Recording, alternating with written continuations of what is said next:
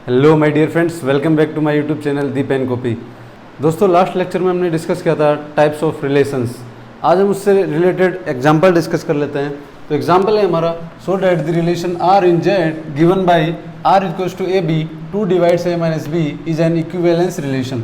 ठीक है, तो इसको प्रूफ करना। इक्विवेलेंस रिलेशन की डेफिनेशन रिकॉल करते हैं, ऐसा रिलेशन जो रिफ्लेक्सिव हो, सिमेट्रिक हो और ट्रांजिटिव हो। तो सबसे पहली प्रॉपर्टी जो है हमारी रिफ्लेक्सिव।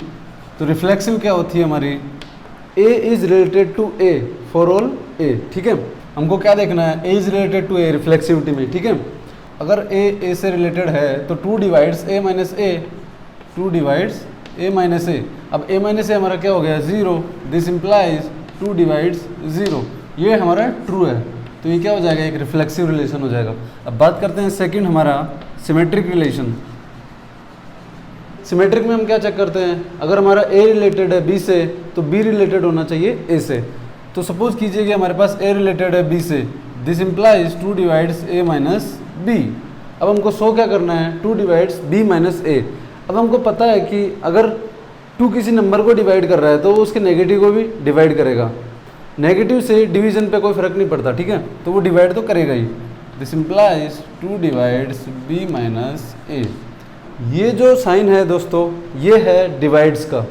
इसका मतलब क्या होता है, 2 डिवाइड्स A माइनस बी का, इसका मतलब ये नहीं होता कि 2 divide by A minus B. इसमें कंफ्यूज मत होना, ये बहुत इंपॉर्टेंट चीज़ है। इसका मतलब ये नहीं होता, इसका मतलब ये होता है A minus B divide by 2 divides A minus B. समझ गए डिफरेंस, समझ गए इन दोनों में।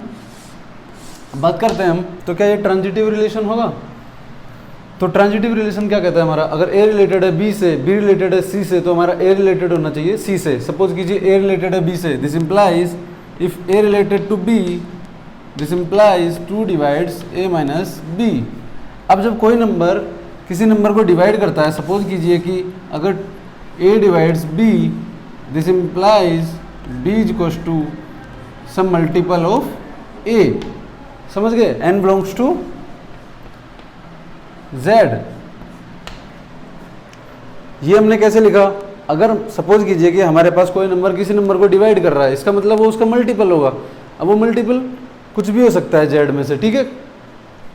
तो अब बात करते हैं यहाँ पे 2 डिवाइड्स A माइनस बी। तो फिर इसको हम कैसे लिख सकते हैं, A minus B is equals to 2m। Question number 1 मान लेते हैं, अगर B related to C, this implies 2 divides B minus C। Similarly क्या हो जाएगा हमारा, B minus C is equals to 2n। Equation number 2, m belongs to Z और इधर भी n बिलोंग्स टू Z। जब हम इक्वेशन नंबर 1 और 2 को ऐड करेंगे तो हमें क्या मिलेगा, A minus B plus B minus C, इससे ये कैंसिल आउट हो जाएगा, is equals to 2m plus 2n। तो यहाँ से हमें क्या मिल गया, A minus C is equals to 2 of m plus n। इससे हमें क्या कंक्लूजन मिलता है, 2 डिवाइड्स A माइनस C।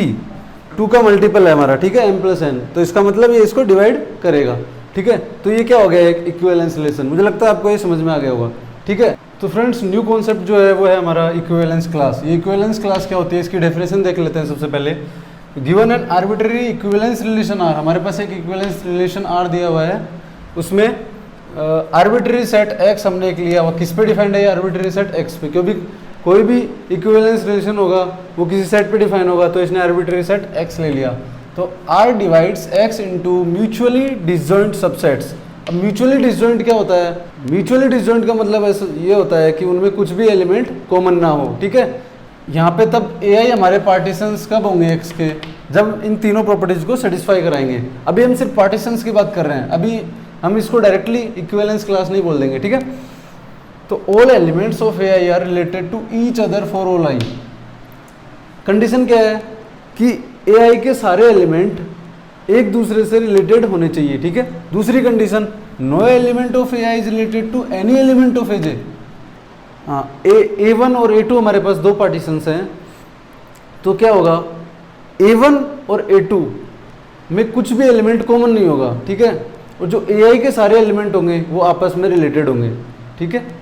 जो AI और AJ होंगे वो आप उनमें से कोई भी एलिमेंट रिलेटेड नहीं होगा। अब बात करते हैं union of AI equals to X, AI intersection AJ equals to 5। इसका मतलब क्या हुआ, अगर हम सारे AIs का यूनियन लें तो वो किसके बराबर आना चाहिए, कंप्लीट सेट X के बराबर आना चाहिए। और अगर हम कोई भी दो सेट AI और AJ इनका इंटरसेक्शन ले तो वो क्या आएगा, हमारा 5 आएगा, मतलब इनमें कुछ भी कॉमन नहीं होना चाहिए। वही ये डिसजॉइंट, म्यूचुअली डिसजॉइंट, ठीक है। ये जो म्यूचुअली डिसजॉइंट वर्ड था इसका मतलब ये है, ठीक है। तो तब क्या होगा, तब जो हमारे AI होंगे, जो हमारे कंप्लीट AI होंगे, उनको हम क्या बोलेंगे, the subset AIs are called equivalence class, ठीक है। तो हम इक्विवेलेंस क्लास का एक एग्जांपल देख लेते हैं। तो इक्विवेलेंस क्लास का एग्जांपल हम सेम एग्जांपल लेते हैं जो हमने स्टार्टिंग में डिस्कस किया था। क्या डिस्कस किया था, हमारे पास आज एक रिलेशन है 2 divides a minus be on z। a b कब रिलेटेड होंगे, जब 2 डिवाइड्स a माइनस बी। हमने देखा था कि ये क्या होता है, इक्विवेलेंस रिलेशन होता है, ठीक है। ये इक्विवेलेंस रिलेशन हम प्रूफ कर चुके हैं, इक्विवेलेंस रिलेशन होता है।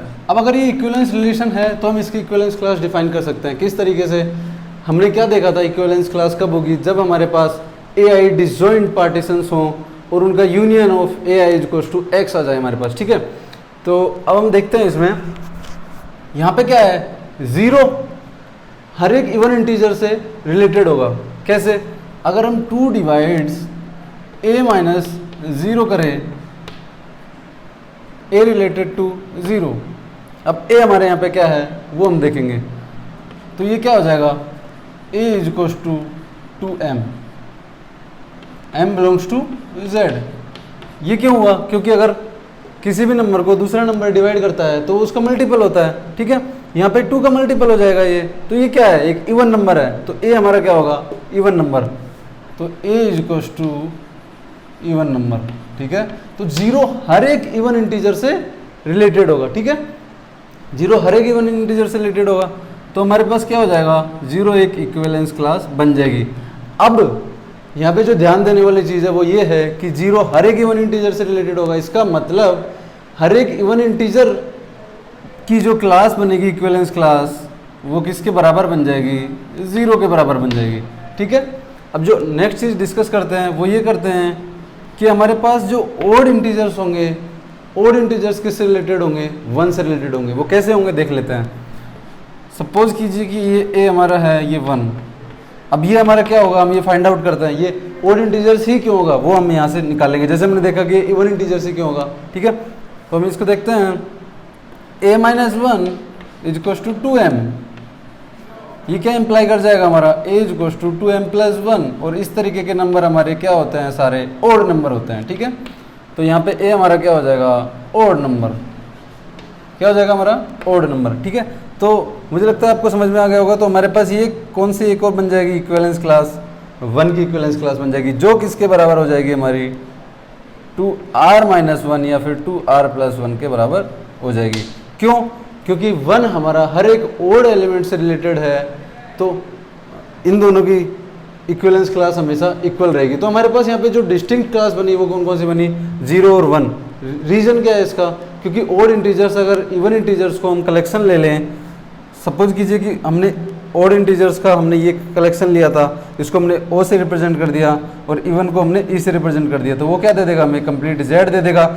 ओड और इवन में कोई भी एलिमेंट कॉमन भी नहीं है, ठीक है। तो हमारी तीनों प्रॉपर्टी सेटिस्फाई हो रही है। तो हमारे यहाँ पे क्या हो जाएगा, ये इक्विवेलेंस क्लासेज हो जाएंगी। कौन कौन सी हो जाएंगी, 0 और 1। मुझे लगता है आपको इक्विवेलेंस रिलेशन और इक्विवेलेंस क्लास का कॉन्सेप्ट एकदम क्लियर हो गया होगा। अगर आपको हमारे वीडियो पसंद आए तो प्लीज़ लाइक कीजिए, शेयर कीजिए और हमारे चैनल को सब्सक्राइब कीजिए। धन्यवाद।